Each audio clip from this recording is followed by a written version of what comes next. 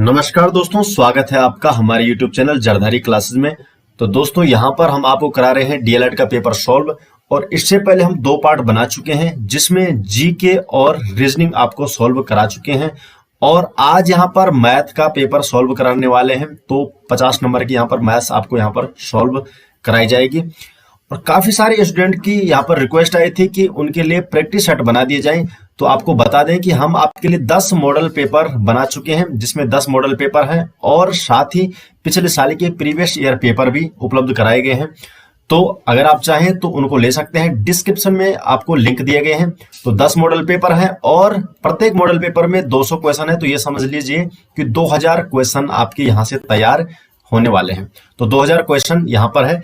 और क्योंकि यह पेपर, इसमें जो सबसे मायने रखता है वो है टाइमिंग, क्योंकि पेपर काफी लेंथी होता है और टाइम कम होता है। तो इसके लिए आपको सबसे ज्यादा जोर देना है तो वो है आपकी प्रैक्टिस पर, क्योंकि 1 महीने का आपके पास लगभग समय है। और जितना ज्यादा है आप यहाँ पर प्रैक्टिस कर सकते हैं, क्योंकि पेपर ज्यादा कठिन नहीं है। थोड़ा बहुत पढ़ने के लिए केवल जीके है। और रही बात जो रीजनिंग और मैथ्स है, उसमें आपको थोड़ा बहुत प्रैक्टिस चाहिए। और जो टीचिंग एप्टीट्यूड है वो काफी सामान्य यहाँ पर आती है। तो अगर रीजनिंग और मैथ में आपने अच्छी प्रैक्टिस कर ली तो आप यहाँ पर अपना अच्छा खासा स्कोर यहाँ पे बना सकते हैं। तो जो मॉडल पेपर है वो डिस्क्रिप्शन में लिंक है, आप वहां से इसको ले सकते हैं। तो चलिए आज की यहाँ पर क्वेश्चन की तरफ बढ़ते हैं। क्वेश्चन नंबर 101 है, निम्न में कौन सी संख्या 9 से पूर्णतया विभाजित होगी। अब देखिए, जो 9 से विभाजन का नियम है वो क्या है कि अगर आपके पास कोई भी संख्या है और उन संख्या के जो अंकों का योग है अगर वो भी 9 से विभाजित होता है तो वो पूरी की पूरी संख्या हम ये मान लेते हैं कि ये 9 से विभाजित वो होती है। ठीक है। तो यहाँ पर जो अगर आप जो सी वाला ऑप्शन है इसको आप देखेंगे तो इसका जो जोड़ आ रहा है 9 + 4 + 7 + 8 + 1 + 0 + 7, तो इसका योग आ रहा है जो एडिशन करके आप 36 आएगा। और 36 9 से विभाजित होता है। तो इसका मतलब है कि ये जो संख्या है ये पूरी की पूरी 9 से विभाजित होगी। तो इसका सी आंसर है। तो आपने इसी तरह से उनको चेक करना है। क्वेश्चन नंबर 102 बोलता है कि 7 की पावर 8 में इकाई का अंक है। अब देखो, ये वाला इस टाइप के भी क्वेश्चन काफी सारे आते हैं और इसमें आपको 2-3 नियमों का ध्यान रखना बहुत जरूरी है।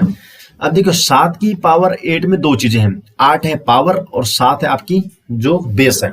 7 आपकी आधार है और 8 आपकी जो घात है पावर है। तो यहाँ पर आपको क्या करना है कि 2-3 नियम आपको ध्यान रखने हैं, वो मैं आपको बता दूं। पहला नियम क्या है कि अगर जो बेस है, जैसे यहाँ पर 7 बेस है, अगर बेस में जो इकाई का अंक है वो है 0, 1, 5 और 6 है, अगर ये इकाई का अंक होता है तो फिर जो उसकी पावर कुछ भी उसकी पावर क्यों ना हो, उसमें इकाई के अंक में कोई फर्क नहीं पड़ता। मानो मैं आपको बोलता हूं कि भाई 156 की पावर 5 है, तो इसका इकाई का अंक भी 6 ही होगा, क्योंकि यहां पर इकाई का अंक क्या है, 6 है। तो अगर ये 4 अंक आते हैं तो उसकी पावर कुछ भी क्यों ना हो, इकाई का अंक वही रहने वाला है। ठीक है। तो पहला नियम आपको ये ध्यान रखना है इस टाइप के क्वेश्चन में। दूसरा कि अब जो बचे हुए अंक है, अब बचे हुए अंक कौन कौन से हैं, 2 बच गया, 3 बच गया, 4 बच गया और यहां पर अब बच गया 5 6 तो हो गया 7 और 8 और 9। ये जो 4 अंक बच गए, 6, ये जो 6 अंक बच गए। ठीक है। 4 अंक तो ये हो गए 6 अंक, 2 3 4 7 8 9। अब इनको आपको ध्यान रखना है। अगर क्या होता है कि इनकी पावर कुछ भी है, ठीक है, ये अगर क्या हो गया कि कोई भी अंक आपको दे गया और उसकी पावर कुछ भी हो तो आपको इकाई का अंक याद करना। अगर इकाई के अंक में ये है तो इनकी पावर जो भी होगी उसको आपको 4 से भाग देना है। माना हमने बोल दिया कि 1 to 8 की पावर 10, ठीक है, क्योंकि इकाई का अंक क्या है, 8 है। तो आपने उसकी पावर में 4 का भाग देना है और जितना आएगा तो 4 दूनी 8, शेषफल क्या आया 2। तो जो आपके पास शेषफल आएगा उसी को आपने पावर मान लेना है। तो हम क्या करेंगे, उस 1 2 8, इसका इकाई का अंक 8 है तो 8 की पावर हम 2 कर लेंगे और इसको सॉल्व करेंगे, केवल इतना। तो इसको सॉल्व करना आसान है। तो इकाई का अंक यहाँ पे 4 आ गया। ठीक है। तीसरा नियम क्या होता है कि भाई अब जरूरी थोड़ी कि हर बार शेषफल कुछ बचेगा। अब हो सकता है कि शेषफल 0 ही आ गया, ये भी तो हो सकता है कि आपने 4, यहाँ पर हमने जैसे 7 की पावर 8 है, इसमें क्या है जो पावर है 8 है और उसमें अगर हम भाग देंगे तो शेषफल 0 आ रहा है। तो अगर 0 वाली कंडीशन आती है तो फिर इसमें आपको 2 कंडीशन याद रखनी है। 2 कंडीशन क्या है कि अगर इकाई का अंक क्या है, फिर 2 है, 4 है, 8 है, सम संख्या है। अगर इकाई का अंक सम संख्या है तो फिर इकाई का अंक यहाँ पर क्या होगा, अगर क्या है इकाई का अंक किसका, बेस के इकाई का अंक सम संख्या है तो पावर जो भी होगी, अगर उसका शेषफल 0 आ रहा है, ये वाली कंडीशन फुलफिल हो रही है 0 वाली कंडीशन, तो इकाई का अंक यहाँ पर होगा 6। और अगर बेस के जो इकाई का अंक है वो है विषम संख्या 3, 7, 9, किसमें से विषम संख्या, जो ये वाली कंडीशन है, दूसरी वाली कंडीशन थी जो, तो तब आप क्या लेंगे, इकाई का अंक 1 लेंगे। इसको आपको इतना याद रखना है, ठीक है। अब कंडीशन आती है यहाँ पर 7 की पावर 8, 4 से आपने 8 में भाग दिया, शेषफल आया 0, ठीक है। अब यहाँ पे जो बेस है उसका इकाई का अंक क्या है, 7 है, तो ये वाली कंडीशन फुलफिल हो रही है 1 वाली, तो इसका मतलब इसका आंसर हो जाएगा ए ऑप्शन। तो 1 इसका सही जवाब होने वाला है। क्वेश्चन नंबर 103, 9 संख्याओं का औसत कितना है, 30 है। प्रथम 5 संख्याओं का औसत 25 और अंतिम 3 संख्याओं का औसत 35 है, तो छठी संख्या आपको ज्ञात करनी। अब देखिए 9 संख्याओं का औसत 30 है, तो टोटल जो योग हो जाएगा वो कितना हो जाएगा 9 संख्याओं का, तो 9 गुणा 30, 9 3 27, 270। अब बोल रहा है कि पहली 5, तो पहली 5 संख्याओं का औसत है 25, तो टोटल योग हो जाएगा 125। लास्ट की 3 संख्याओं का औसत है 35, तो टोटल योग हो जाएगा कितना 105, ठीक है। तो 5 संख्या ये हो गई, लास्ट की 3 संख्या हो गई, तो 8 संख्या हो गई। अब जो बची 9वीं संख्या वो कौन सी है, जो छठी संख्या हमको ज्ञात करनी, वही वाली संख्या है वो, तो हम इन दोनों को जोड़ देंगे, तो इन दोनों को जोड़ देने से हो रहा है 230। तो 8 संख्याओं का जो योग है वो 230 है और 9 संख्याओं का योग है 270 है। तो अब जो बची संख्या छठी है वो वही है जो हमने निकालनी है। तो इन 9 संख्याओं में से इन 8 संख्याओं का योग घटा देंगे, जो बची संख्या वो छठी संख्या होगी। तो 270 में से 230 आप घटा देंगे तो कितना बच रहा है 40। तो जो 40 है वही इसका सही जवाब है। तो इस तरीके के क्वेश्चन को आपने इस तरीके से सॉल्व करना है, ठीक है। अब बात आती है आगे की, 2 संख्याओं का योग 45 है और उनका अंतर 5 है, तो उनका आपने क्या निकालना है, लघुत्तम समापवर्ती LCM। तो LCM आपको निकालना है। तो 2 संख्याओं का योग, तो x प्लस वाई कितना है दोस्तों 45, और 2 उनका अंतर है x माइनस वाई, ये है आपका 5। तो चलिए हम यहाँ से इनको जोड़ देते हैं, y से y कट गया और 45 और 5 यहाँ पे हो गया 50। तो एक संख्या तो आपकी आ गई 25, यहाँ पे मान रख लीजिए। तो 25 माइनस वाई बराबर 5, सेकेंड इक्वेशन में हमने यहाँ पे मान रखा। तो यहाँ पर कितना हो जाएगा, y बराबर कितना हो जाएगा दोस्तों 20। तो एक संख्या 25 है और दूसरी 20 है, और इन दोनों का एलसीएम कितना हो जाएगा 20 पंजे 100। तो यहाँ पे ये वाला सी ऑप्शन इसका सही जवाब हो जाएगा। अब है क्वेश्चन नंबर 105 कि 1475 में 7 के स्थानीय मान एवं अंकित मान का अंतर। तो 7 का जो स्थानीय मान वो कितना 75 है, तो 7 का स्थानीय मान जो होगा 70 हो जाएगा, और अंकित मान तो 7 है ही, इन दोनों का अंतर तो क्या हो जाएगा 63, ठीक है। तो सी ऑप्शन इसका सही जवाब।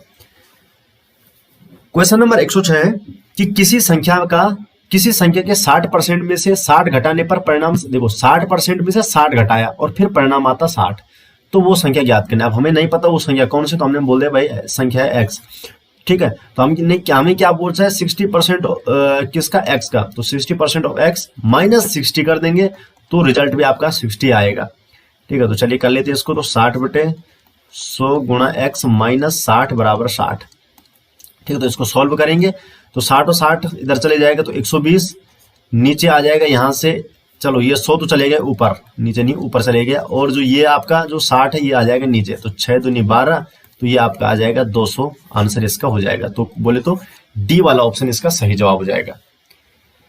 अब यहाँ पर आता है क्वेश्चन नंबर 107 कि 2 आयतन के समान आयतन क्या है, समान है। 2 गिलास है, क्रमशः आधे और 3/4 भरे हैं किससे, दूध से। बाद में उनमें पानी मिलाकर उन्हें लबालब फुल भर दिया जाता है और एक बर्तन में उड़ेल दिया जाता है, और आपको दूध और पानी का अनुपात, आप देखिए दूध और पानी का अनुपात ज्ञात करना ना। तो हमें पहले देखना है कि दूध की मात्रा कितनी है। अब दूध की मात्रा कितनी है, पहले वाले गिलास में 1/2 है और दूसरे में है 3/4, और जो पानी है वो पहले वाले में, आप देखो फुल भरना है ना पानी, तो इसमें आधा पानी भरना पड़ेगा और इसमें 1/4 क्या भरना पड़ेगा आपको, बोले तो दूध भरना पड़ेगा। अब 1/4 पानी भरना पड़ेगा इसमें, हाँ। तो हम दोनों को जोड़ लेते हैं कि टोटल दूध कितना है और टोटल पानी कितना है। तो जो टोटल दूध है दोस्तों 1/2 प्लस 3/4, ये आपके पास 5/4, और जो पानी है टोटल वो है आपके पास 1/2 प्लस 1/4, ये आपका 3/4। तो 5/4 और 3/4 का जो रेशियो है वही आपका दूध और पानी का रेशियो। ये तो है टोटल दूध है इस, और ये है जब हमने दूसरे बर्तन में डाला सब, और ये 3/4 पानी है। तो 4 से 4 कट गया तो 5:3। तो बोले तो डी वाला ऑप्शन यहाँ पे सही जवाब इसका हो जाएगा। क्वेश्चन नंबर 108 है कि 2 और 5 के मध्य कुल कितनी परिमेय संख्या होगी। तो भाई सीधी सी बात है कि किन्हीं भी दो संख्याओं के मध्य जो परिमेय या अपरिमेय संख्या होती है वो होती है इनफाइनाइट, अनंत होती है। तो डी ऑप्शन इसका सही जवाब है, तो इसमें कुछ ध्यान देने की ज्यादा जरूरत नहीं है। क्वेश्चन नंबर 109 है, तो यहाँ पर एक आपको कैलकुलेशन है, काफी लंबी एक कैलकुलेशन है। तो इसमें आपको कैसा करना है कि जो ये पहले कोष्टक के अंदर है इसको सॉल्व करना है। सबसे पहले का को आपको करना पड़ेगा, ये गुणा चिन्ह आप यहाँ पे लगाइए, इसको सॉल्व कीजिए और फिर ये कोष्टक को सॉल्व करके कंप्लीट, और फिर आपको ये बाहर का इसके साथ सॉल्व करना है। तो अगर आप इसको सॉल्व करेंगे तो ये एक संक्रिया है और ये इसका आंसर हो जाएगा आपका 6। ठीक है, तो इसको आप सॉल्व कर सकते हैं, ये ज्यादा कोई कठिन सवाल नहीं है, तो थोड़ा लेंथी है, टाइम लग जाएगा यहाँ पे। क्वेश्चन नंबर 110 है कि एक वस्तु के लागत बोले तो खरीदा मूल्य है और विक्रय मूल्य का अनुपात, खरीदा और बेचा जाने वाला मूल्य क्या है, 20 रुपए में आपने खरीदा और 21 रुपए में आपने बेचा, तो प्रतिशत लाभ है। देखिए 20 में आपने खरीदा 21 में बेचा तो लाभ आपको होगा, और कितना लाभ होगा ये आपको ज्ञात करना है। तो 20 में खरीद के 21 में बेचा तो 1 रुपए का लाभ हुआ, खरीदा कितने में था 20 में, क्रय मूल्य 20 है तो 100 का परसेंटेज निकाल लेंगे तो 20 पंजे 100, तो 5 का आपको 5% आपका सही आंसर इसका आ रहा है, बोले तो ऑप्शन ए आपका सही जवाब हो जाएगा। क्वेश्चन नंबर 111 है, यदि किसी संख्या के 1/3 का 7वां, अच्छा 1/3 और फिर 7वां भाग 15 है तो उस संख्या का 2/5 भाग हो क्या होगा। तो हमने बोल दिया भाई कि कोई संख्या है और उसका 1/3 x/3 और फिर उसका 7वां भाग भी है 1/7, कितना है 15 है। तो चले हम x का मान निकाल दें, तो x का मान कितना हो जाएगा 15 गुणा 7, यहाँ ऊपर चले जाएगा 21, तो 15 गुणा 7 या 21, तो ये x का मान है। ठीक है, तो गुणा करने की जरूरत नहीं क्योंकि आगे हमें सॉल्व करना है 2/5। अब हमने इसका 2/5 निकालना है। ठीक है, तो सीधा डायरेक्ट यहीं से कर लेते हैं, तो 5 3 15, 3 दूनी 6, 21 6 126। ठीक है, तो ये आपका सी वाला ऑप्शन इसका सही हो जाएगा, तो 126 इसका सही आंसर आ रहा है।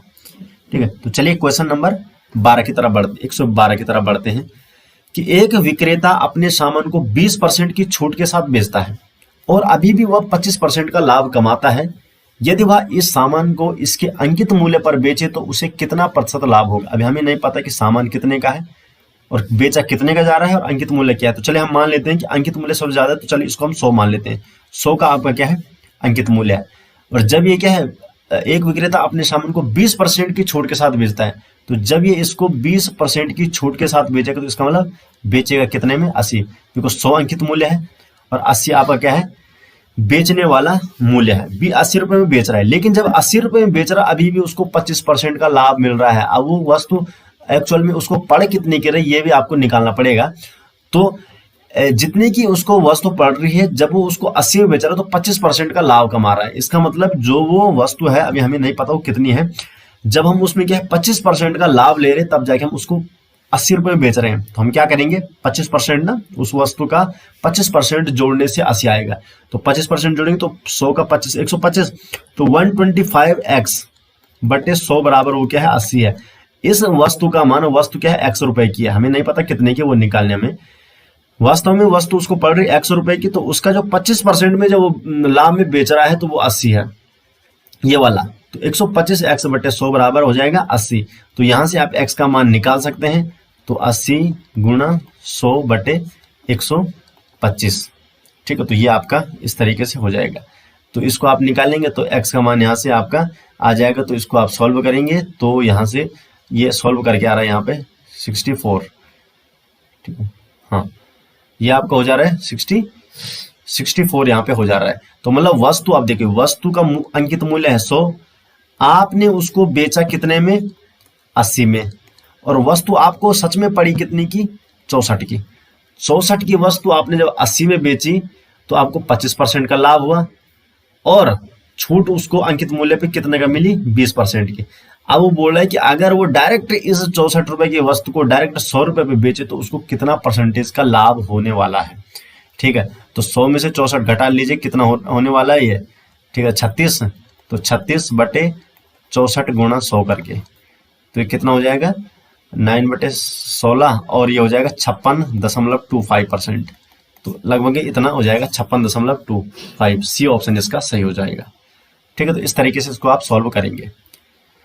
क्वेश्चन नंबर 113 है कि यदि एम स्क्वायर प्लस 1/m² बराबर 11 है तो m माइनस 1/m का मान आपको ज्ञात करना है। तो इसके लिए आप क्या करेंगे, जो इक्वेशन होती है a माइनस बी का होल स्क्वायर, इस वाले से सॉल्व होगा। तो इसको अगर आप सॉल्व करते हैं तो a स्क्वायर होता है प्लस बी स्क्वायर होता है और माइनस 2ab होता है। ठीक है, तो ये हम सॉल्व करेंगे a माइनस बी, ये वाली इक्वेशन लगा के। तो m माइनस 1/m का स्क्वायर आप करेंगे तो क्या हो जाएगा, m स्क्वायर प्लस 1/m² और माइनस 2ab, तो 2m इंटू 1/m, तो ये कितना हो जाएगा, m इंटू 1/m से कट जाएगा तो ये 2 बचेगा, केवल और केवल क्या है यहाँ पे, क्या बचेगा 2। अब हमें क्या निकालना है, हमें निकालना है m माइनस 1/m का मान। ठीक है, तो चलिए अभी छोड़ो, अभी इसको ऐसे रख लेते हैं। हमें क्या पता है, हमें पता है m स्क्वायर प्लस 1/m² का मान यहाँ पे दे रखा है 11। ठीक है, ये हमें पता है। तो 11 माइनस 2, तो ये कितना हो जाएगा 9। तो हमें मिल गए m माइनस 1/m² का मान मिल गए 9, और हमें चाहिए केवल स्क्वायर हटाना हमने इसको, तो अंडर रूट लेना पड़ेगा। तो m माइनस 1/m करेंगे तो 9 का भी अंडर रूट अगर आप 9 करेंगे तो ये हो जाएगा प्लस माइनस 3। तो ये जो प्लस माइनस 3 है यही इसका सही जवाब हो जाएगा। तो इस इक्वेशन से ये आसानी से सॉल्व हो जाएगा। तो क्वेश्चन नंबर 114 है कि 2:30 PM पर 60 किलोमीटर प्रति घंटा की चाल से यात्रा पर निकलती है एक कार। ठीक है, और ठीक 30 मिनट बाद दूसरी कार जो 75 किलोमीटर प्रति घंटा की चाल से चल रही है पहली वाली कार का पीछा करती है, कितने बजे दूसरी कार पहली कार को पकड़ लेगी। देखो, इस टाइप के क्वेश्चन करने के लिए आपको थोड़ा सा रिलेटिव मोशन के बारे में जानकारी होनी चाहिए। तो अभी चलो हम पहले बात करते हैं कि पहली जो कार है वो 60 किलोमीटर प्रति घंटा की चाल से निकलती है और 30 मिनट तक वो चल गई। ठीक है, ये दूसरी जो कार है वो 30 मिनट बाद चल रही है ना। तो पहली जो कार है, जो फर्स्ट वाली कार है, वो कितनी चल चुकी है 30 मिनट में, क्योंकि 60 किलोमीटर पर आवर उसकी क्या है, उसकी स्पीड है। तो आधे घंटे में वो चल जाएगी 30 किलोमीटर। 30 किलोमीटर वो चल चुकी है। अब दूसरी कार 75 किलोमीटर प्रति घंटा की चाल से चल रही है और उसने उसको पीछा करके पकड़ना है। ठीक है, तो कितना टाइम लेगा। तो अब हम मान लेते हैं कि भाई देखिए, पहली वाली कार चुपचाप खड़ी है, अगर हम इसको मान लेते हैं कि खड़ी है और दूसरी वाली चल रही है, तो अगर हम रिलेटिव मोशन देखें तो अगर हम इसको चुपचाप मान लें, भले चुप नहीं है, चल रही है 60 किलोमीटर की, लेकिन अगर हम इसको चुप मान लें तो अब ये कितने की चल रही होगी, फिर ये 15 किलोमीटर पर आवर की स्पीड से चल रही होगी। ठीक है, ये रिलेटिव मोशन हो गया कि भाई रिलेटिव मोशन कितना होगा, ये 75 है और माइनस 60, तो 15 किलोमीटर पर आवर की स्पीड से दूसरी कार पहली वाली कार का पीछा कर रही है, ये हम मान सकते हैं अगर हम उसको मान लें कि पहली वाली कार चल नहीं रही है। तो अब क्या है, जो 15 किलोमीटर पर आवर की स्पीड से चल रही है तो उसको कितनी दूरी तय करनी है, जितनी वो पहले 30 मिनट में कर दी थी, 30 किलोमीटर दूरी है। तो 15 किलोमीटर पर आवर से 30 किलोमीटर की दूरी वो 2 घंटे में पूरा कर देगा। ठीक है, और अभी कितना हो रहा है टाइम, 2:30। ठीक है, अब देखो 2:30 है ना, और आधा घंटा ये पहले चल चुका है, अर्थात जो दूसरी वाली कार है वो कितने बजे चलनी शुरू की, 3 बजे, और फिर उसने लगाया घंटे, 2 घंटे, तो टोटल 5 बजे वो उसको पकड़ लेगी। ठीक है, तो यहाँ पर ये भी ध्यान रखना है कि जो दूसरी कार है वो आधा घंटा लेट में भी तो चली है ना, 30 मिनट तो इसको हो गए पहले वाले को, तो इसलिए 3 + 2 5 PM पे वो उसको पकड़ने वाली है। क्वेश्चन नंबर 115, किसी संख्या का 899 से भाग देने पर 63 शेष रहता है, यदि उसी संख्या को 29 से भाग दिया जाए तो शेष क्या रहेगा। देखो, संख्या को क्या है, 899 से भागने दिया, हमें नहीं पता वो कौन सी संख्या है, कि अगर 899 से भाग देंगे तो 63 शेष रहेगा। ठीक है, तो हमने क्या करना, उस संख्या को 29 से भाग देना है। अगर आप 899 से किसी भी संख्या को भाग दे रहे, इसका मतलब वो संख्या 899 से बड़ी है, तो बच रहा है क्या है, 63। तो 63 बच रहा है ना, तो चाहे वो संख्या तब 899 + 63 हो या 899 गुणा 2 + 63 हो, उन सभी में बचेगा शेष 63। तो हम क्या करेंगे कि 29 से भाग देंगे ना, तो हम डायरेक्ट क्या करते हैं, 29 से हम 63 को ही भाग देते हैं, तो जो भी आएगा वही उसका आंसर होने वाला है।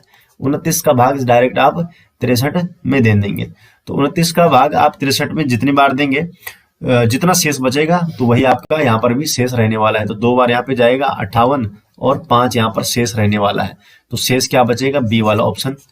तो आपको डायरेक्ट यही कर देना है कि 29 का भाग आपको 63 में दे देना है।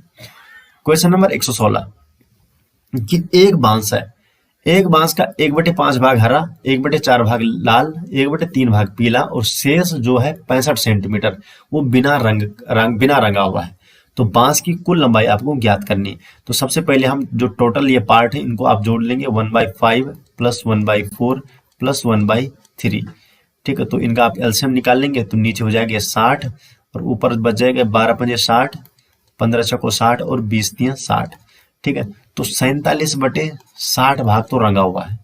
तो ये टोटल क्या है, 47/60 भाग रंगा हुआ है, और जो रंगा नहीं वो 65 सेंटीमीटर। तो रंगा वाला कौन सा भाग नहीं है, तो टोटल भाग एक भाग में से हमने क्या है 47 बटे पूरा तो 1 होगा ना, और उसमें से ये रंगा हुआ भाग है 47/60। तो 1 माइनस 47/60 आप कर देंगे तो ये हो जाएगा 60 माइनस 47 अर्थात 13/60। 13/60 जो वो वाला भाग है जो रंगा नहीं है, और वही आपका 65 सेंटीमीटर है। ठीक है, तो 65 सेंटीमीटर भाग कौन सा है जो रंगा नहीं है, और वो है 13/60। तो हम क्या कर देंगे, हमने पूरा भाग निकालना है ना, हमने निकालना है बांस की कुल लंबाई। तो हम क्या कर देंगे 65 में गुणा कर देंगे पूरे भाग का। पूरे भाग के लिए इसको डायरेक्ट उल्टा कर दिए, तो 13वां भाग है ना, तो 60/13 कर देंगे तो पूरे भाग का आ जाएगा। ठीक है, तो 60/13 तो 13 पंजे 65 और 6 पंजे 300, तो 300 क्या 300 सेंटीमीटर। ये आपके पास 300 सेंटीमीटर बोले तो 3 मीटर। तो बी वाला जो ऑप्शन है वही इसका सही जवाब हो जाएगा। Question number 117। 117 क्या बोलता है कि किसी वृत्त का व्यास 25% बढ़ाने पर उसका क्षेत्रफल कितना प्रतिशत बढ़ेगा। अब वृत्त का जो क्षेत्रफल होता है वो कितना होता है πr²। अब यहाँ पर एक चीज ध्यान देने वाली है कि जो वृत्त का व्यास है और जो आपके पास जो त्रिज्या हो गई, ठीक है, तो इन दोनों का जो फर्क पड़ता है वो एक जैसा ही है कि वृत्त की जो त्रिज्या जितनी ज्यादा बढ़ाएंगे व्यास भी उतना ही बढ़ेगा, और व्यास को जितना ज्यादा बढ़ाएंगे त्रिज्या, मतलब त्रिज्या और व्यास में जो भी कमी और ज्यादा होगी वो सेम रेट से होने वाली है। ठीक है, तो अगर आपने बोला कि 25% व्यास बढ़ाया है तो इसका मतलब त्रिज्या भी आपकी 25% ही हुई होगी। तो अगर त्रिज्या को आपने 25% बढ़ाया, मतलब अभी त्रिज्या अगर 100 है तो 25% बढ़ाया कि 125 आर हो गए, मतलब त्रिज्या आर है, तो अगर आपने 25% बढ़ाया तो 125/100 आर हो गई। ठीक है, तो ये लगभग हो गया आपके पास 1.25 आर। ये आपकी अब नई त्रिज्या है, पहली त्रिज्या थी तो आर थी, तो पहले का क्षेत्रफल तो πr² था, नई त्रिज्या ये हो गई, तो इसका क्षेत्रफल हम निकाल देंगे पाई 1.25 आर का स्क्वायर। तो ये इस तरह से आप πr² निकालेंगे। ठीक है, तो इसका आप क्या हो गया 1.25, तो 125 गुणा 125, तो ये लगभग आ रहा है 1.5625 πr²। ठीक है, तो नया एरिया ये हो गया, पुराना एरिया ये हो गया। इसमें से हम क्या कर देंगे, इसको घटा देंगे और उसका फिर परसेंटेज निकाल देंगे, 100 का गुणा कर देंगे। तो 1.5625 में से हमने एक घटा देंगे तो 0.5625 आ जाएगा, और इसको गुणा कर देंगे 100 से तो 56.25 कौन सा है, ये वाला बी वाला। तो बी वाला इसका सही जवाब हो जाएगा। ठीक है, तो इस तरीके से ये वाला क्वेश्चन भी आपका आसानी से हो सकता है। ठीक है, अगर आपको शॉर्टकट भी करना है तो इसके लिए एक शॉर्टकट मेथड भी है। शॉर्टकट आप क्या करेंगे, इतना अगर आप लंबा नहीं करना चाहते तो कितने परसेंट की बात हो रही है 25% की ना, तो आप ऐसा करेंगे 25 प्लस 25 और प्लस 25 गुणा 25/100, तो 25 और 25 50 हो गया, प्लस 25 संगे 625/100, तो 625/100 क्या हो जाएगा 6.25, तो 50 और 6 56.25, तो ये आपका हो जाएगा। इस तरीके से आप इसको सॉल्व कर सकते हैं। ठीक है, तो चलिए क्वेश्चन नंबर नेक्स्ट जो 118 है उसकी तरफ बढ़ते हैं कि ए बी से दोगुना है। तो मतलब यहाँ पर बात हो रही है रेशियो की, तो ए रेशियो बी बराबर है 2:1 और बी सी से 3 गुना है, 3 गुना तेज दौड़ता है। ठीक है, बी अनुपात सी बराबर है 3:1। ठीक है, तो बी सी से तेज दौड़ता है।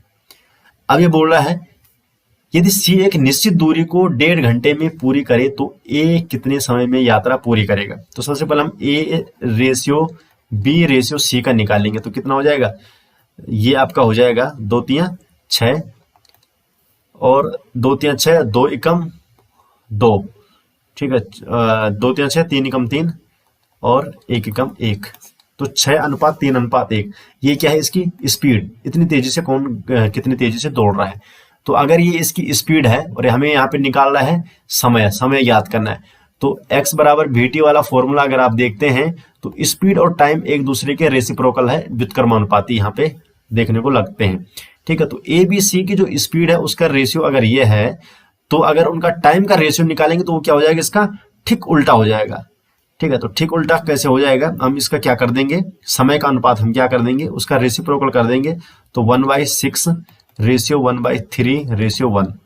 ठीक है, तो इसको अगर आप सॉल्व करते हैं तो इसको आप सॉल्व करेंगे तो ये हो जाएगा 1, 6 दूनी 12 हो जाएगा यहाँ पे, और ये 6 हो जाएगा, 1/2/6। तो ये टाइम का हो जाएगा। ठीक है, तो अभी हमें क्या है, हमें सी का दे रखा है ना कि सी एक निश्चित यात्रा को 1.5 घंटे में पूरे करता है। 1.5 घंटे का मतलब कितना है, 60 और 30 90। तो जो सी यात्रा पूरी करता है वो 90 मिनट में पूरी करता है। और यहाँ पे जो सी है, सी का टाइम कितना लग रहा है, 1/2/6, मतलब 6 यूनिट है। तो कुल मिला के 6 यूनिट को वो कितने टाइम में पूरे कर रहा है, 90 टाइम में पूरी कर रहा है। तो हमें निकालना है एक यूनिट। तो चलिए हम एक यूनिट निकालते हैं। एक यूनिट जो पूरी करेगा तो कितना हो जाएगा, एक यूनिट में 15 मिनट लगेगा। ठीक है, एक रेशियो में 15 मिनट लगेगा। और ए का यहाँ पर एक रेशियो पहले, क्योंकि 1/2/6 वो किसका आ रहा है, टाइम का। तो ए का रेशियो यहाँ पे एक दे रखा है, तो इसलिए ए को 15 मिनट लगेंगे। ठीक है, तो इस तरीके से आप इसको सॉल्व कर सकते हैं।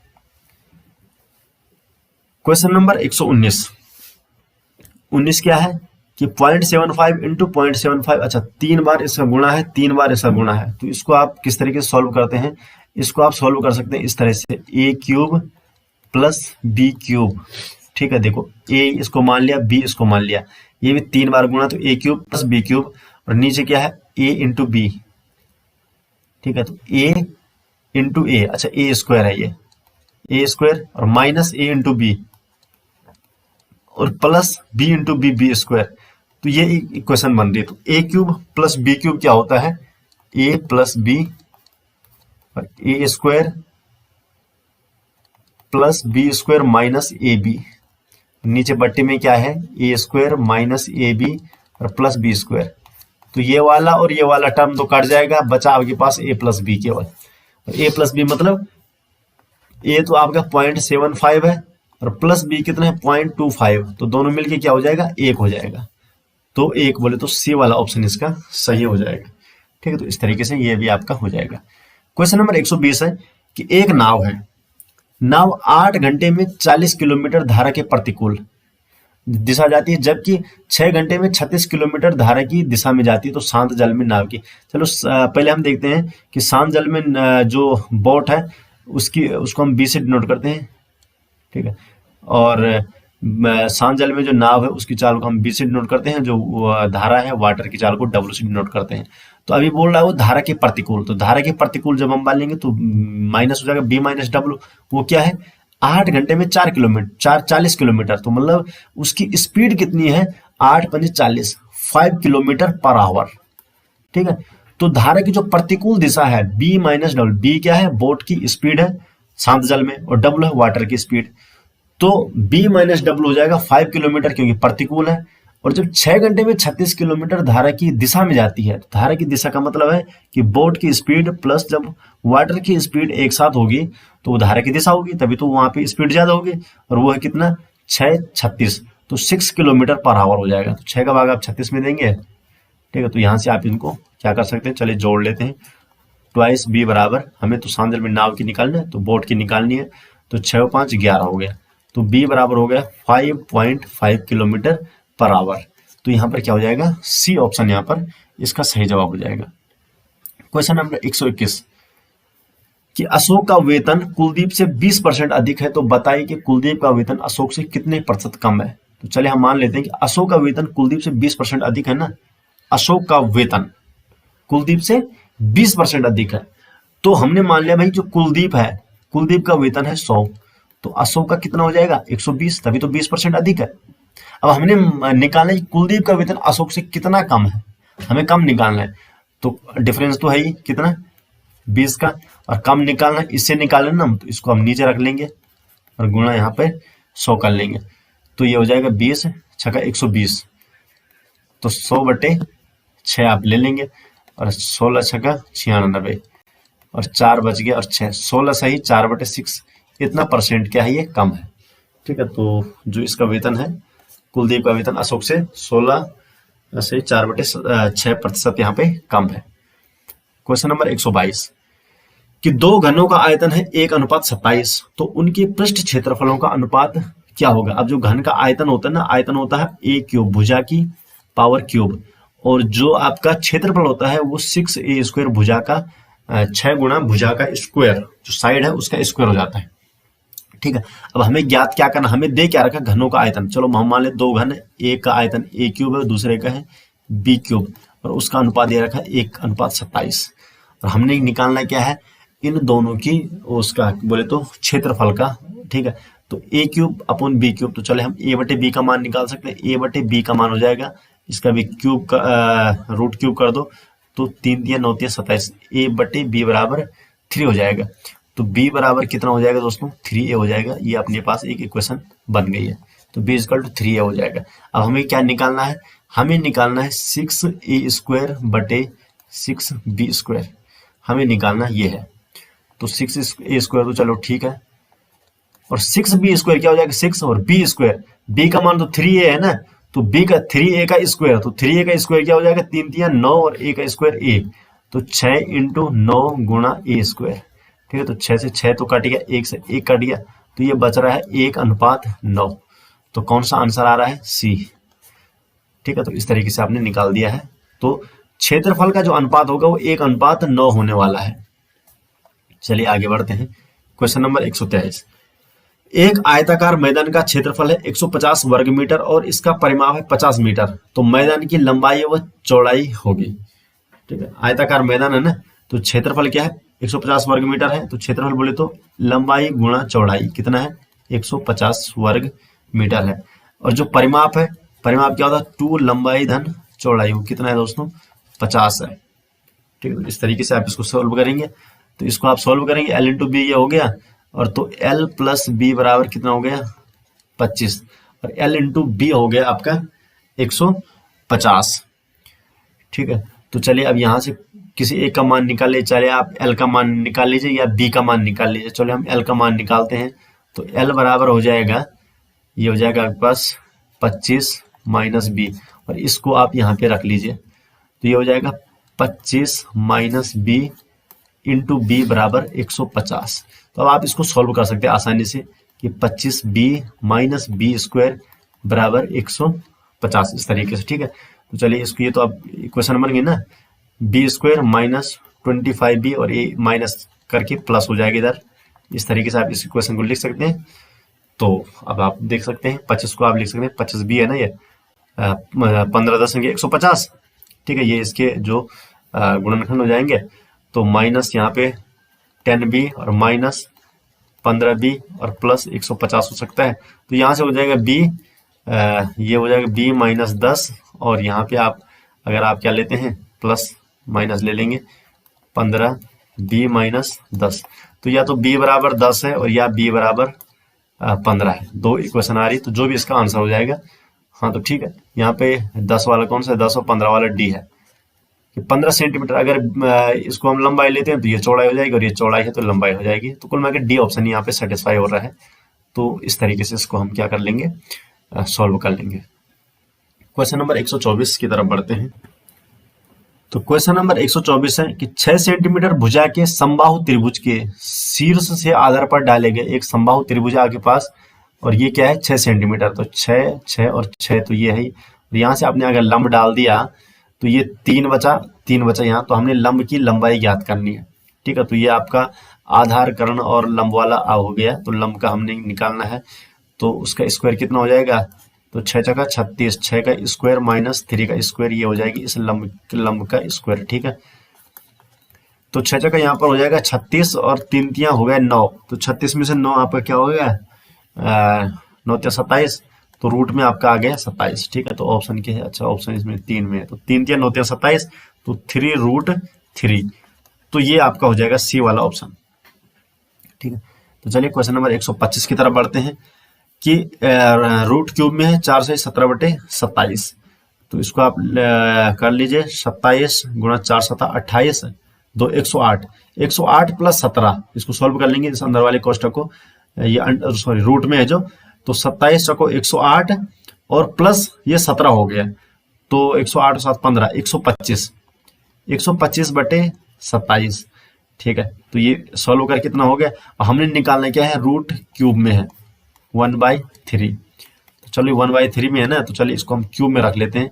तो 5 का क्यूब और 3 का क्यूब, इसको हम ऐसे लिख सकते हैं, और बटे 1/3। तो 3 के 3 कट गया, तो 5/3। तो ये कौन सा ऑप्शन हो गया रे, डी। हाँ, तो डी ऑप्शन इसका हो गया। ठीक है, तो इस तरीके से आप यहाँ पे इनको सॉल्व कर सकते हैं। Question number 126। क्वेश्चन नंबर 126 क्या है कि दो अलग अलग प्रकार की चाय पत्ती जिनकी कीमत 120 प्रति किलो और 150 प्रति किलो है को 1:2 में मिला दिया। ठीक है, और मिश्रित किया। इस मिश्रण की औसत कीमत आपको ज्ञात करनी है।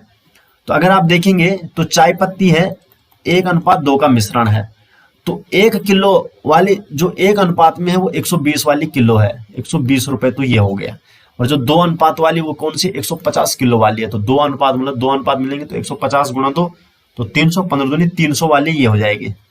तो टोटल मिश्रण इन दोनों का जोड़ कर लो, 3 और 1 420। तो टोटल रुपए खर्च हो गए 420। तो अब हमें क्या है, ये 420 किसका है, इन दोनों मिश्रण का 2:1, अर्थात जो 3 यूनिट का है, जो 3 रेशियो का कीमत है 420। हमें अब 1 रेशियो निकालनी है कि जब मिश्रण हो गए इन 2 रेशियो 1 का, तो 420 टोटल कीमत हो गई। तो 1 रेशियो की कीमत कितना हो जाएगी, 420/3। ठीक है, तो 12 दूनी 24, ये कितना हो जाए, 14 दूनी 28, 14 42, 140। तो बी वाला ऑप्शन इसका सही जवाब हो जाएगा। चलिए नेक्स्ट की क्वेश्चन की तरफ बढ़ते हैं कि दो पूर्ण संख्याओं का अनुपात 1:2 है और उनका गुणनफल है 72। तो अनुपात 1:2 और गुणा क्या है, उनका गुणनफल 72 है। तो चलिए अनुपात जो भी है 1x गुणा 2x, यही है ना गुणनफल। ठीक है, तो रेशियो है तो x उसका कॉमन फैक्टर हमने ले लिया। तो 1x इंटू 2x बराबर है 72। तो ये हो जाएगा 2 एकम 2, तो 2x² बराबर कितना हो जाएगा, 72। और x² आपका 36 हो गया, और x बराबर आपका ये क्या हो गया, 6 आपका। हाँ, तो x² आपका x बराबर कितना हो गया, 6 जगह 36। ठीक है, तो उन संख्याओं को, तो x आपका 36 है, तो एक संख्या 6 हो गई और दूसरी संख्या 2x बोले तो 12 हो गए। इन दोनों का जोड़ कितना हो जाएगा, 12 और 6 18। तो कौन सा, डी वाला ऑप्शन यहाँ पे सही हो जाएगा। क्वेश्चन नंबर ये है आगे, नेक्स्ट है 128। नीचे दिए गए समकोण त्रिभुज के परिमाप और क्षेत्रफल का अनुपात ज्ञात कर लीजिए। तो अगर ये 3 4, तो ये वाली भुजा क्या हो जाएगी, 5 सेंटीमीटर हो जाएगी।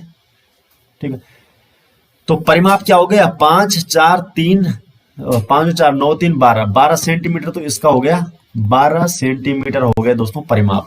और क्षेत्रफल कितना होता है, 1/2 गुणा हाफ आधार, आधार कितना है 4, ऊंचाई है 3, तो 2 दूनी 4, तो 2 3 6 सेंटीमीटर स्क्वायर इसका क्या हो गया, क्षेत्रफल हो गया। तो परिमाप और क्षेत्रफल का अनुपात ज्ञात करना है, तो 12:6, तो कितना हो जाएगा, ठीक है, तो 2:1 हो जाएगा इसका। ठीक है, तो इसका कौन सा हो गया, 128 का ये बी वाला। ठीक है, तो 128 का बी वाला हो गया 2:1, तो 12:6 आ रहा, 2:1 बोले तो। क्वेश्चन नंबर 129 कि एक खाद्य भंडार में 45 बच्चों के लिए 60 दिन की खाद्य सामग्री उपलब्ध है, वही भंडार 27 बच्चों के लिए कितने दिन के लिए पर्याप्त होगा। ठीक है, तो अब देखिए यहां पर क्या है, 45 बच्चों के लिए अभी क्या है, 60 दिन का खाना बचा है, और हमें बाद में क्या करना, 27 बच्चों के लिए निकालना है। तो इसको हम क्या करेंगे, जो टोटल खाना है, टोटल खाना कितना है, 45 बच्चों का 60 दिन के लिए, तो टोटल खाना आपका यही हो जाएगा। ठीक है, और इसको हमने फिर निकालना है 27 बच्चों के लिए, तो ये टोटल खाना है, और टोटल खाने को अगर हम 27 बच्चों में बांटेंगे तो कितने दिन का आएगा, इस तरीके से आप इसको सॉल्व कर सकते हैं। तो 45 बच्चों के लिए 60 दिन का खाना है, तो टोटल जो खाना होगा 45 बच्चों के लिए 60 दिन का खाना, तो 45 गुना 60 हो जाएगा, और हमने उसको 27 बच्चों के लिए रखना है, तो बटे 27 कर लेंगे। ठीक है, तो इस तरीके से आप इसको हम सॉल्व कर लेंगे। तो ये आप काट सकते हैं 3 से, आप इसको काट सकते हैं, या 9 से आप काट सकते हैं, 9 3 27 और 9 5 45। ठीक है, और 20 3 60, तो 20 5 100, 100 दिन का। ठीक है, तो अब कितना, 27 बच्चों का खाना कितने दिन चलेगा, 100 डेज का ये चल जाएगा। अब है क्वेश्चन नंबर 130, यहाँ पर है इस तरीके से यहाँ पर एक क्वेश्चन दे रखी है, ए और बी का मान आपको ज्ञात करना है। तो इसको हम क्या करेंगे, सबसे पहले इसको सॉल्व करेंगे। तो इसको सॉल्व करने से 3 यहाँ गुणा कर देंगे 3 प्लस √7 ऊपर नीचे, और यहाँ गुणा कर लेंगे 3 माइनस √7 का, जो इसका हर है वो समान हो जाएगा। तो अगर इसको करेंगे तो यहाँ ये ऊपर बच जाएगा 3 प्लस √7 का स्क्वायर और प्लस 3 माइनस √7 का स्क्वायर, और बट्टे में क्या बच गया दोस्तों, ये बच गया 3 माइनस √7 इंटू 3 प्लस √7। ठीक है, तो ये हो जाएगा एक a प्लस बी का होल स्क्वायर हो रहा है तो, ठीक है, a प्लस बी का होल स्क्वायर, और ये हो रहा है a माइनस बी का होल स्क्वायर। तो इस तरह से आप इसको सॉल्व करेंगे। a का स्क्वायर 3 × 9, b का स्क्वायर √7 का स्क्वायर 7 प्लस 2ab, तो 2ab तो 2 × 6 √7, ठीक है, और प्लस है 3 × 9 7 का 7 माइनस 2 2 × 6 √7, ठीक है, तो 6 √7 से माइनस का 6 √7 गया, और ये गया 9 7 16 16 32, तो ऊपर बच गया 32, a plus B a minus B, ठीक है, तो क्या हो जाएगा a square minus B square, तो 3 × 9 और माइनस √7 गुणा √7 7, तो 32 और 9 में 7 गया 2, तो क्या हो गया 16, ठीक है। तो कुल मिला के a प्लस बी √7 का मान हो गया 16। अब देखिए a और b की कौन सी कंडीशन इसको सेटिस्फाई कर रही है, देखो जरा, a का मान अगर 8 रखेंगे तो क्या b का 0 आएगा, नहीं आएगा 0, क्योंकि यहाँ पर तो जोड़ करके 16 आ रहा है ना। a का 0 रखेंगे तो तभी b का नहीं, ये भी नहीं सेटिस्फाई हो रही है। a बराबर 1 रखते हैं तो b बराबर 0, तभी नहीं, मतलब तीनों ही कंडीशन इसको सेटिस्फाई नहीं कर रही है, तो इसका मतलब है डी वाला, इनमें से कोई नहीं, यही वाला ऑप्शन इसका सही है। अब बढ़ते हैं क्वेश्चन नंबर 131 की, कि अमित किसी काम का 1/2 भाग 10 दिन में पूरा करता है, जबकि रजत राज उसी काम का 1/3 भाग 10 दिन में पूर्ण करता है, तो दोनों एक साथ काम पर लगाने में उसी काम को कितने दिन में पूर्ण करेंगे। अब देखिए इसको कैसे करेंगे। सबसे पहले अगर हम अमित की बात करते हैं तो अमित जो है 1/2 2 भाग है, वो कितने दिन में करता है पूरा, 10 दिन में। 10 दिन उसको लगते हैं, आधा भाग मतलब आधा काम करने में उसको 10 दिन, तो सीधी सी बात है एक भाग मतलब पूरा काम करने में उसको कितने दिन लगेंगे, तो 20 दिन लगेंगे, ठीक है। अब हमें तो निकालना क्या है कि दोनों कितने दिन में पूर्ण करेंगे, हमें दिन से मतलब है, तो एक पूरा काम वो 20 दिन में करता है, तो हमें चाहिए कि भाई एक दिन में वो कितना काम करेगा, तो एक दिन में अमित केवल 1/20 भाग काम कर सकता है, ठीक है। तो ये आ गया आपका अमित का। अब हम रजत राज की बात करते हैं। रजत राज की हम बात करते हैं कि ये 1/3 भाग है, वो कितने दिन में पूर्ण करता है, ये भी आपका 10 दिन में ही पूर्ण करता है। तो एक जो भाग है पूरा काम ये करेगा आपका 10 या 30 दिन में, ठीक है। और इसका जो एक दिन का काम है दोस्तों वो है आपका 1/30, तो इतना पार्ट ये काम करता है एक दिन का।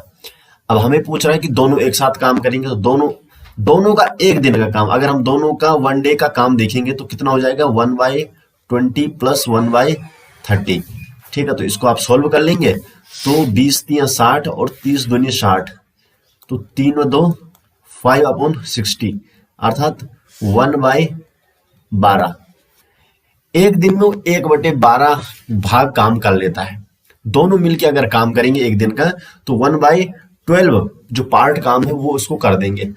तो कंप्लीट काम वो कितने दिन में करेंगे, कंप्लीट काम क्या हो जाएगा इसका, जो रिवर्स कर लेंगे हम तो 12 दिन में, ठीक है। तो एक दिन का ये एक दिन में क्या कर रहे हैं, 1/12 भाग ना, ठीक है। तो पूरा एक भाग कितना हो जाएगा, 12 दिन में, तो 12 डेज में ये क्या कर देंगे, पूरा काम निपटा देंगे। तो सी ऑप्शन इसका सही जवाब हो जाएगा। चलिए क्वेश्चन नंबर 132 की तरफ बढ़ते हैं। क्वेश्चन नंबर 132 है कि एक छात्र को किसी विषय में पास होने के लिए 40% अंक चाहिए। 40% इसको क्या चाहिए, अंक चाहिए। यदि वह 20 अंक लाता है और 12 अंक से फेल हो जाता है तो उस विषय का पूर्ण अंक। अब देखो पास होने के लिए चाहिए 40% अंक, लेकिन वह ला रहा है 20 अंक। 20 अंक लाने पर वो क्या हो जा रहा है, फेल हो जा रहा है 12 अंक से।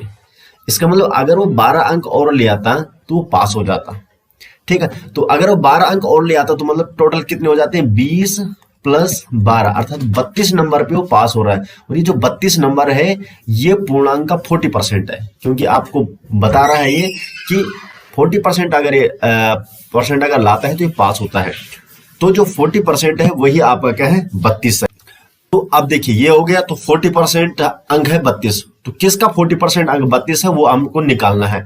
तो चले हमने मान लिया कि पूर्णांक आपका क्या है दोस्तों, x है, तो हम क्या करेंगे 40% ऑफ एक्स, तो 40/100 इंटू एक्स बराबर कितना है 32। जो एक्स का 40% है वो नंबर कितना है 32 है। तो एक्स बराबर कितना हो जाएगा 32 इंटू 100/40।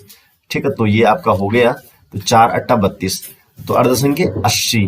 तो 80 नंबर का यहाँ पे क्या है आपका पूर्णांक है, अर्थात सी वाला ऑप्शन आपका क्या हो जाएगा सही जवाब हो जाएगा। क्वेश्चन नंबर है 133 कि 25 छात्रों का औसत अंक 78.4 पाए गए हैं, जबकि बाद में पता चला है कि एक छात्र के जो 96 की जगह 69 पढ़े गए। अब नए औसत अंक क्या होंगे। देखो एक छात्र क्या क्या है 96 उसके नंबर आए, लेकिन उसको पढ़ा गया 69। ठीक है, तो कुल मिला के उसके नंबर ज्यादा थे और उसको पढ़ा गया कम, तो इसका मतलब औसत क्या होगा कम होगा। जबकि औसत क्या होना चाहिए इससे ज्यादा होना चाहिए, 78.4 से ज्यादा वास्तव में औसत होना चाहिए था। तो वही औसत आपको निकालना है। तो देखिए हम इसको क्या करेंगे, इसमें ज्यादा कुछ नहीं करेंगे कि 25 छात्रों का औसत तो ये है ये, और अभी भी छात्र 25 ही है, तो इसमें तो कोई दिक्कत नहीं है। नए छात्र ये जो नंबर बदले ना हमने इसी में देखना है कि ये 96 नंबर है और ये 69 नंबर है, तो कितने नंबर का अंतर आ गया। जो आपने जब हम औसत निकाले थे तो कितने नंबर का अंतर आया होगा, वास्तव में 96 नंबर थे और जो पड़े गए 69 नंबर थे।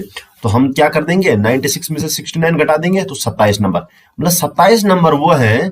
27 अंक जो हमने देखे वो कौन से अंक है कि जो इस औसत में जोड़े ही नहीं गए। इसी 27 का औसत निकाल के वो औसत इसमें जोड़ देना है और जो नया औसत आएगा वास्तव में वही औसत होगा।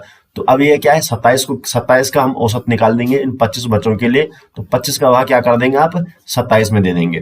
ठीक है, तो 25 का भाग 1 में जाएगा तो ये आपका 2 हो जाएगा, दशमलव लगा 0 और 1 0 करके ठीक है 200 हो गया और 8 बार, तो 1.08 एवरेज आपको इसमें जोड़ना पड़ेगा। तो पुराना एवरेज कितना था 78.4 और नया जो 27 अंक जो छूटे थे उसका एवरेज बन रहा है 1.08।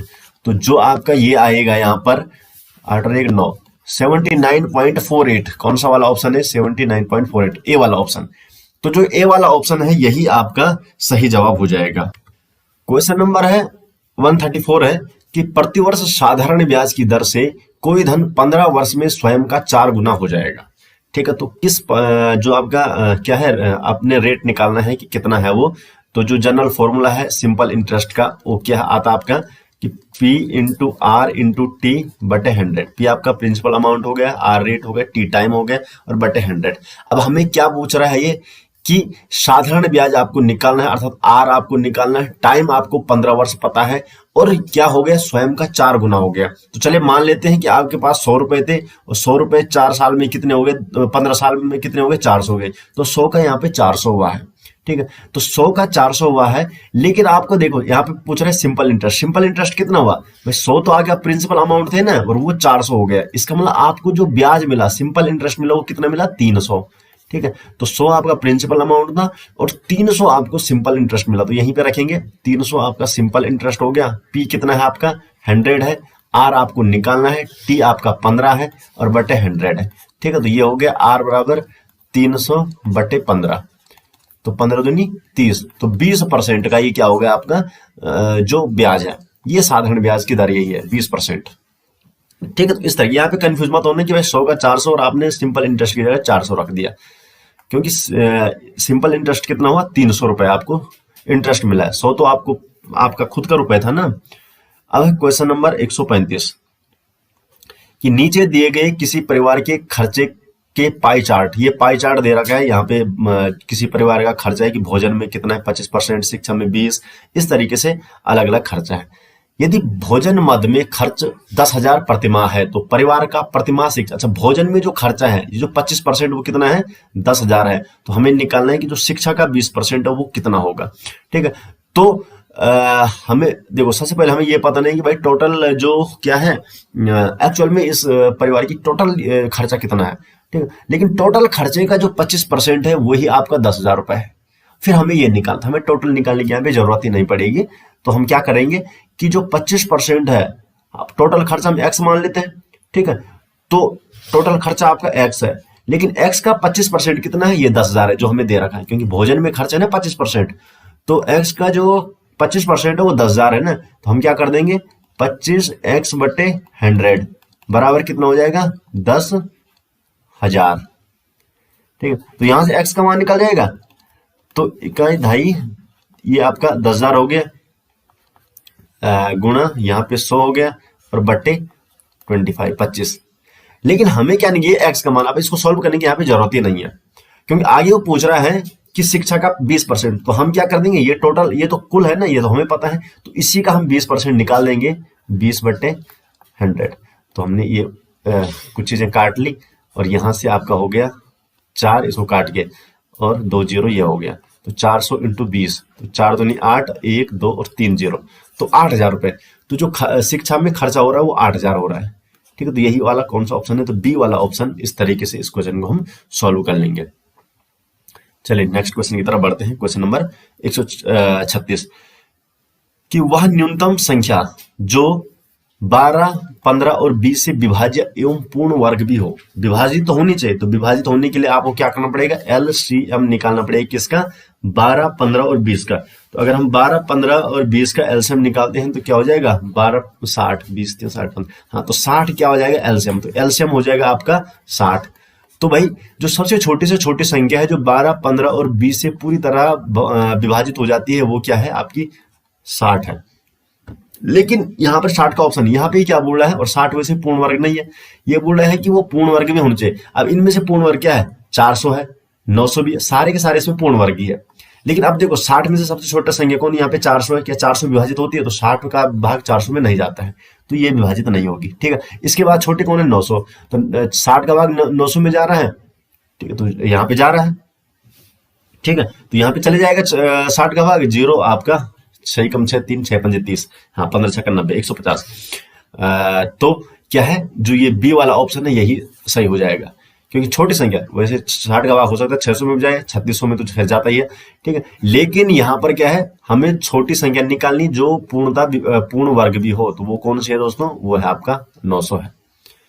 क्वेश्चन नंबर 137 एक डिब्बे जिसमें 1 दर्जन क्या है इसमें अंडे हैं और वो गिर जाते हैं, कुछ अंडे टूट भी गए, तो निम्नलिखित में कौन सा टूटे हुए अंडों का सबूत अंडों से अनुपात नहीं हो, कौन सा रेशियो यहाँ पे क्या है पॉसिबल ही नहीं हो सकता है। तो भाई अंडे हैं 12 अंडे होते हैं।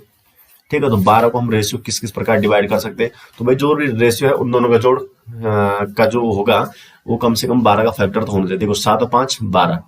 ठीक है, तो ये पॉसिबल है, 5 अंडे टूटे हो और 7 अंडे नहीं टूट रखे हो। ठीक है, तो 5:7 में ये विभाजित हो सकता है।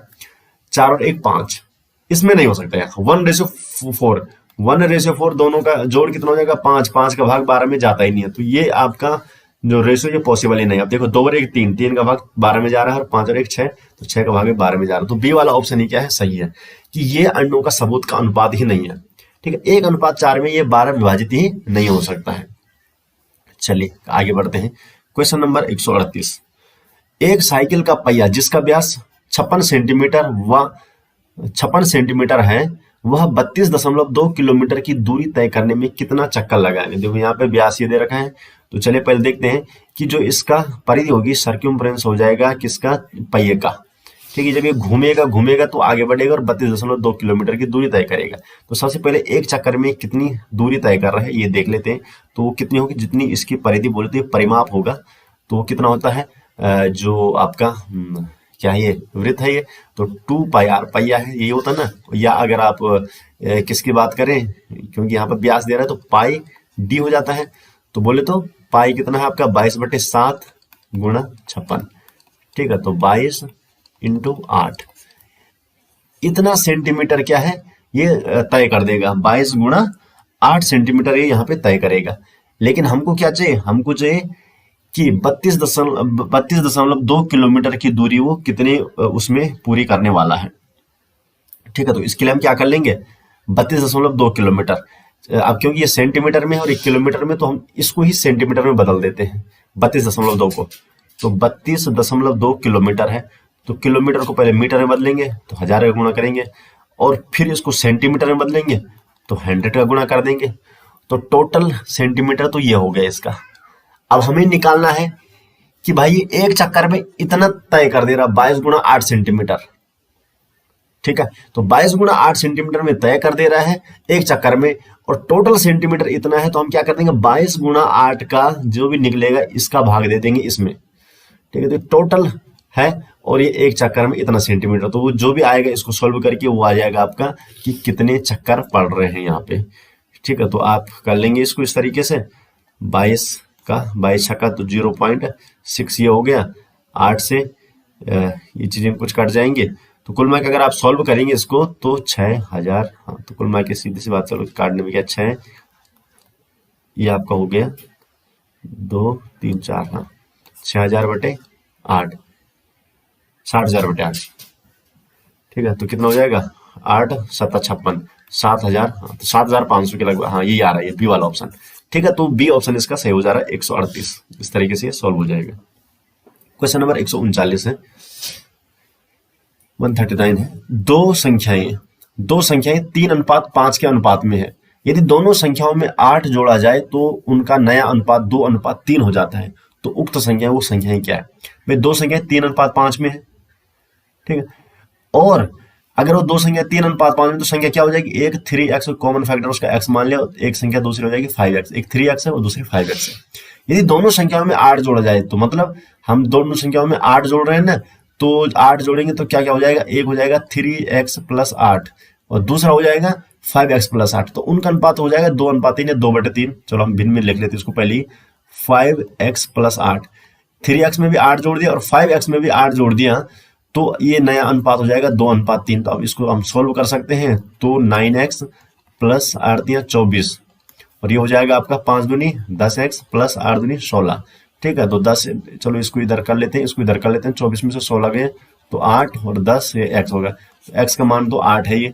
तो संख्याएं कौन कौन सी है, क्योंकि संख्या कौन सी हो 3x और 5x, तो x का मान 8 है, तो 8 × 1 24 हो जाएगी और 1 8 × 5 40 हो जाएगी। तो ये वो दो संख्या है, एक 24 और दूसरा 40, अर्थात डी वाला ऑप्शन आपका सही हो जाएगा। क्वेश्चन नंबर 140 है, 1 + 1/2, 1 - 1/2, अच्छा इस सारा गुणा में 1 + 1/3, इसको आप सॉल्व कैसे करेंगे? ठीक है, तो अगर आप देखेंगे a + b और a - b ये हो जा रहा है, ये भी a + b a - b, a + b a - b हो रहा है, तो a + b और a - b क्या होता है, a² - b²। आप इसको लगा सकते हैं यहाँ पे, तो क्या हो जाएगा, पहली संख्या a का स्क्वायर 1 माइनस b का स्क्वायर 1/2 का स्क्वायर 1/4, दूसरा हो जाएगा a का स्क्वायर 1 और माइनस 1/3 का स्क्वायर 1/9, तीसरा हो जाएगा 1 - 1/100। ठीक है, तो इस तरीके से हो गया। अब आप इसको सॉल्व कर ही सकते हैं, तो 4 में से गए 3/4 गुणा 9 में से गए 8/9 और ये गुणा हो जाएगा 16 में से गए 15/16। तो ये आपका इस तरीके से सॉल्व हो गया। तो इसको आप सॉल्व करेंगे तो ये आपका आ रहा है 5/8।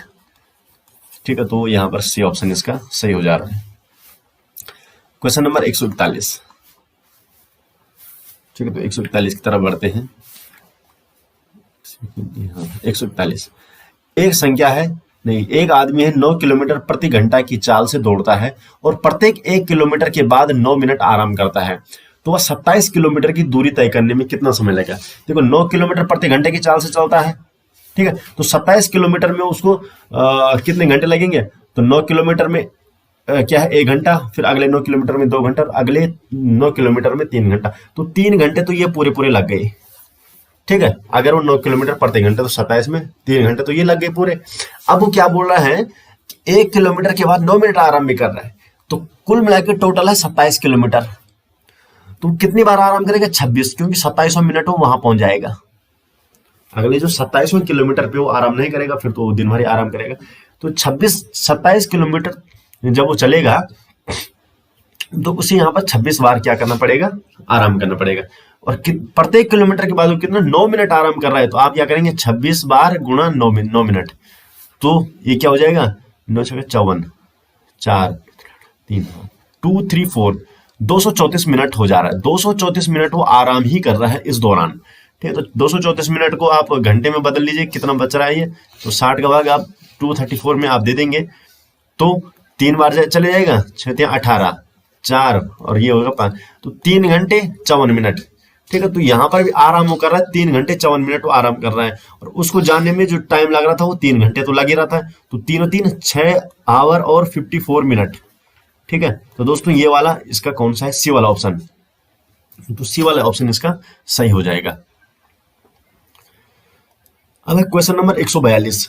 एक ईंट है, एक ईंट की माप है 20 सेंटीमीटर गुणा 10 गुणा 7.5 सेंटीमीटर है, और तो इतने की माप की दीवार बनाने में कितनी ईंट लगेगी। ये सेंटीमीटर में है और ये आपकी मीटर में है। तो चलिए पहले देख लेते हैं ईंट की माप कितनी है। तो 20 दशंगे इसका गुणा कर लेंगे कि कितना इसका, क्योंकि यहाँ पे आयतन से संबंधित है।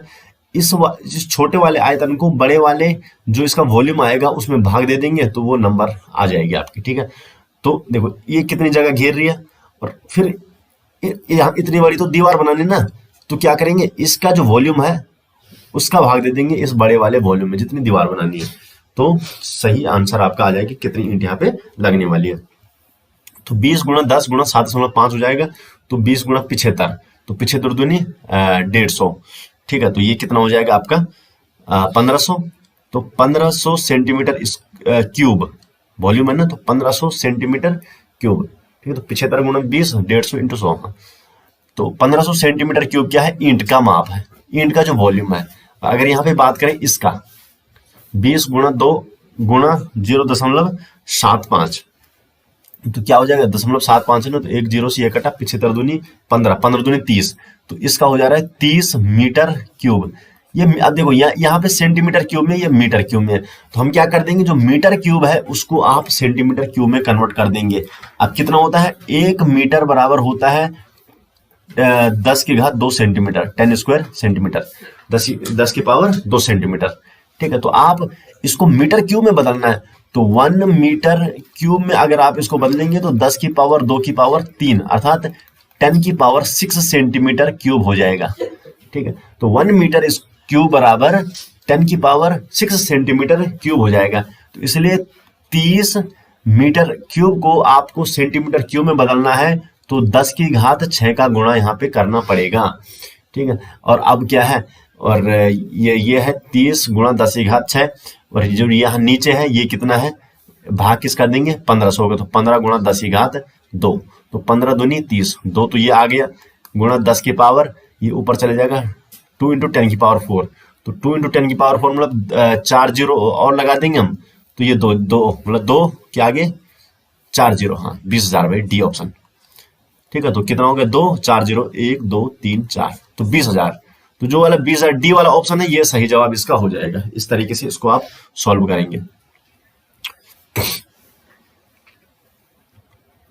क्वेश्चन नंबर 143 है कि 64/125 की पावर -2/3 है, इसको आपको सरल करना है। तो देखिए पावर है -2/3, पावर को प्लस में करने के लिए क्या करेंगे, जो अंदर वाला है इसको हम उल्टा कर देंगे। तो हम इसको लिख सकते हैं 125/64 की पावर 2/3। तो देखो ये स्क्वायर है और बट्टे में 3 है, तो हम क्या कर देंगे, इसको 3 की जो अंदर वाला है इसको 3 की पावर में लिखने की कोशिश करेंगे, जिससे हमारा 3 से 3 कट जाएगा। तो इसको हम लिख सकते हैं अंदर वाले को 5 की पावर 3, और ये इसको 64 को आप लिख सकते हैं 4 चौको 16 चौको 64, 4 की पावर 3, और ये है 2/3, बाहर तो है ही।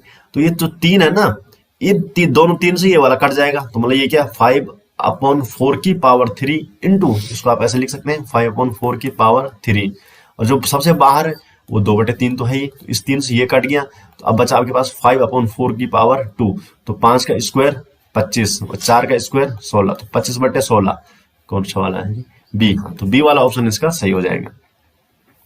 क्वेश्चन नंबर 144 कि दो संख्याएं हैं, दो संख्याओं का महात्तम समापवर्तक बोले तो HCF एवं LCM 21 और 84 है, यानी उन संख्याओं का अनुपात 1:4 है, तो दोनों संख्याओं में से बड़ी संख्या बताइए। तो भाई फॉर्मूला है कि दो संख्याओं का जो मल्टीपल होता है, ठीक है, तो वो दो संख्याएं 1 और 4 रेशियो में है। तो चले हम कॉमन फैक्टर x मान लेते हैं, तो वो दोनों संख्याएं कौन सी, एक होगा 1x और दूसरी होगी 4x। ठीक है, एक संख्या 1x हो जाएगी और दूसरी हो जाएगी आपकी 4x। तो इन दोनों संख्याओं का जो गुणनफल होता है वो गुणनफल होता है एलसीएम और एचसीएफ के गुणनफल के बराबर, मतलब 21 × 84। तो 1x × 4x बराबर 21 × 84, तो ये हो जाएगा आपका 4x² बराबर 21 × 84। तो यहां से x² निकालेंगे तो 21 × 84 बटे 4, तो 4 का 21 हो गया, तो 21 गुणा 21, तो x बराबर कितना हो जाएगा 21। ठीक है, तो x बराबर आपको हो जा रहा है ये 21 हो जा रहा है। अब हमें निकालना क्या है, हमें निकालना दोनों संख्या में बड़ी संख्या क्या है। तो छोटी संख्या x है 1x और बड़ी संख्या 4x, तो बड़ी संख्या 4x है ना, तो 21 गुणा 4 कर लो, तो 4 एकम 4 दूनी 8, 84। तो जो ए वाला ऑप्शन है इसका सही जवाब हो जाएगा। क्वेश्चन नंबर 145 है, 1470 को किस छोटी से छोटी संख्या से भाग दिया जाए कि प्राप्त भागफल एक पूर्ण वर्ग हो। ठीक है, हमें वो छोटी से छोटी संख्या निकालनी है जो प्राप्त भागफल एक पूर्ण वर्ग हो। तो चलो हम क्या कर लेते हैं, सबसे पहले तो इसके फैक्टरी करने पड़ेंगे, 14 70। ठीक है दोस्तों, तो चलिए 2 का भाग दे लेते हैं, तो 2 7 14, 7 2 3 और 5। ठीक है, तो चलिए 5 का भाग दे देते हैं हम, तो 5 का भाग क्या हो जाएगा, 5 कम 5 और 2 5 को 20, 3 5 7 35। अब इसमें किसका भाग जाएगा, 7 का भाग जाएगा, 7 दूनी 14 और 7 एकम 7, फिर 7 का भाग 7 या 21, फिर 3 का भाग। अब देखिए हमें क्या करना है कि छोटी से छोटी संख्या निकालनी है, भाग देने पर प्राप्त भागफल एक पूर्ण वर्ग होना चाहिए, पूर्ण वर्ग होना चाहिए ना। अब इसमें से हम देखते हैं पूर्ण वर्ग क्या क्या बन रहा है। देखो जो आपका पेयर है, पेयर क्या है, 7 आपका पेयर में है, मतलब 7 आपका पेयर में है और 2 5 और 3 पेयर में नहीं है। अगर ये 2 5 3 पेयर में होता है तो ये सारा का सारा अपना पूर्ण वर्ग हो गया था, 14 70 अपने आप ही पूर्ण वर्ग हो जाता। लेकिन हमें क्या करना है, भागफल एक पूर्ण वर्ग हो, हमें उसका भाग देना है। तो हम क्या करेंगे, जो 2 5 और 3 है, 2 5 और जो 3 है, ये 2 वाली संख्या, ये 5 वाली संख्या और 3 वाली संख्या, हम इसको अगर बाहर निकालेंगे और जो कितना हो रहा है, ये 5 दूनी 10 या 30। हाँ, अगर मैं 30 का भाग 1470 में देता हूं तो भागफल मुझे क्या आ जाएगा, जो बचा 7 गुणा 7, जो ये पेयर है ये बचेगा ना। तो कुल मिला के हमें तब ये पूर्ण वर्ग हो जाएगा, 49 तो पूर्ण वर्ग है ही, भागफल पूर्ण वर्ग आ जाएगा ना। 30 का भाग अगर 1470 में देंगे तो 49 आएगा भागफल, और ये पूर्ण वर्ग है ही। ठीक है, तो हमने जो पेयर में नहीं थे उनको बाहर निकाला और उनका जो गुणा होगा उसी का भाग देना पड़ेगा, अर्थात तो 30 का भाग देना, 2 5 और 3 जो ये बच्चे हैं इनका गुणा करके जो 30 आंसर आया, 30 का भाग अगर हम 30 वो छोटी छोटी संख्या है जिसका भाग हम 1470 में देंगे तो भागफल एक पूर्ण वर्ग आता है। तो इसका डी वाला ऑप्शन आपका सही जवाब है। अब अगला क्वेश्चन क्या है, क्वेश्चन नंबर 146 है, यदि एक संख्या का 1/7 इसके 1/11 हिस्से से 100 अधिक है तो वह संख्या क्या होगी।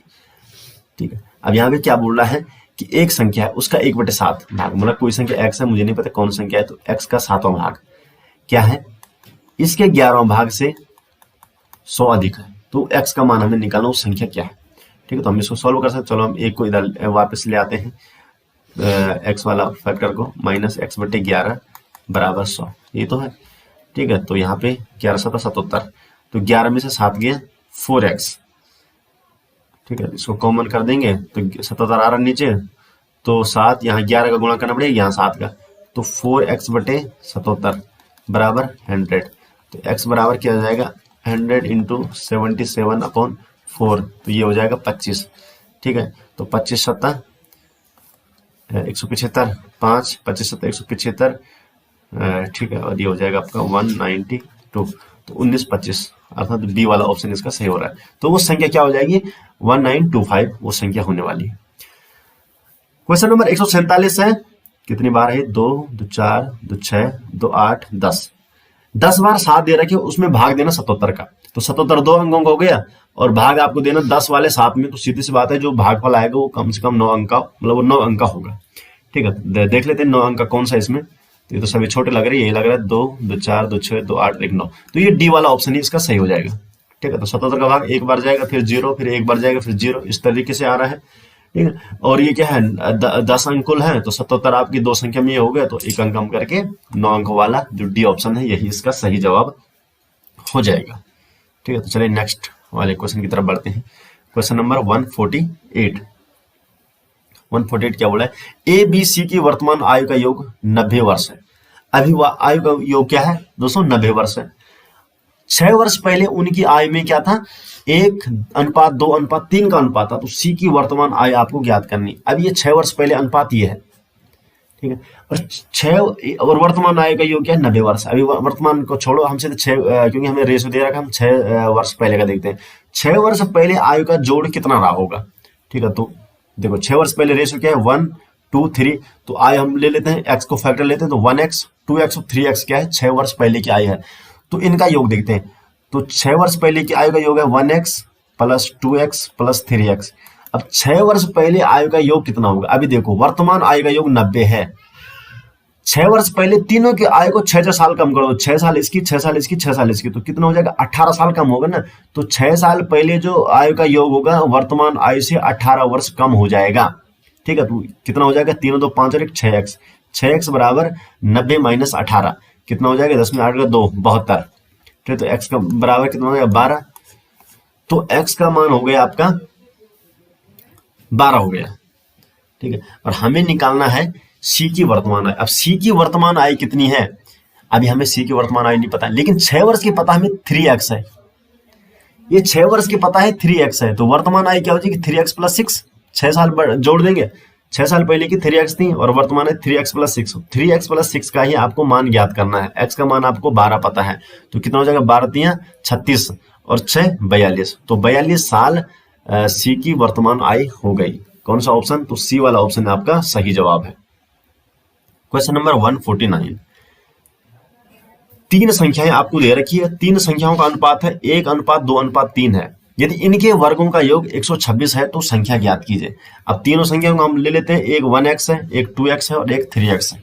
कॉमन फैक्टर हमने x ले लिया और इनके जो वर्गों का योग है वो 126 है। तो मतलब हम डायरेक्ट वही इक्वेशन लिखते हैं कि एक संख्या 1x है इसके वर्ग प्लस दूसरी संख्या है 2x इसके वर्ग और प्लस तीसरी संख्या है 3x इसके वर्ग का योग है 126, ठीक है। तो चलिए मान लेते क्या हो गया, ये एक्स स्क्वायर प्लस 2 दूनी 4x स्क्वायर प्लस 3 तियां 9x स्क्वायर बराबर है 126, ठीक है। तो 9 4 13 और 1 14, 14x स्क्वायर बराबर 126 है। तो x स्क्वायर बराबर कितना हो जाए 14 नम्मा 126, तो x बराबर कितना हो जाएगा प्लस माइनस 3 कुल मिला के, अच्छा खैर x का मान यहाँ पे क्या हो रहा है 3 आ रहा है, ठीक है। तो इनके वर्गों का 3 संख्याओं का अनुपात 126 है।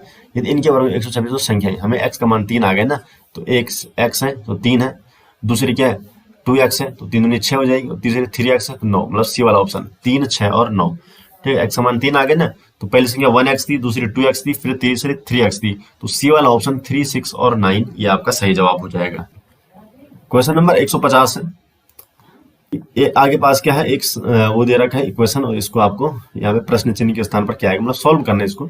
चलो इसको सॉल्व कर लें 25 गुणा 24, ठीक है। तो 25 पंचेंगे आपका 625 हो गया, तो 600 पे ये हो गया 25 गुणा 24 600 हो गया प्लस 28 दसेंगे 280 हो गया और यहाँ भाग आप दे देंगे 60 का भाग तो 0 0 6 दूनी 6 चौको 24 4 ये आ गया प्लस 12 पंजे 60, ठीक है। तो इस तरीके से आप इसको सॉल्व कर सकते हैं। 6 2 8 8 8 0 बटे 12 4 16, ठीक है।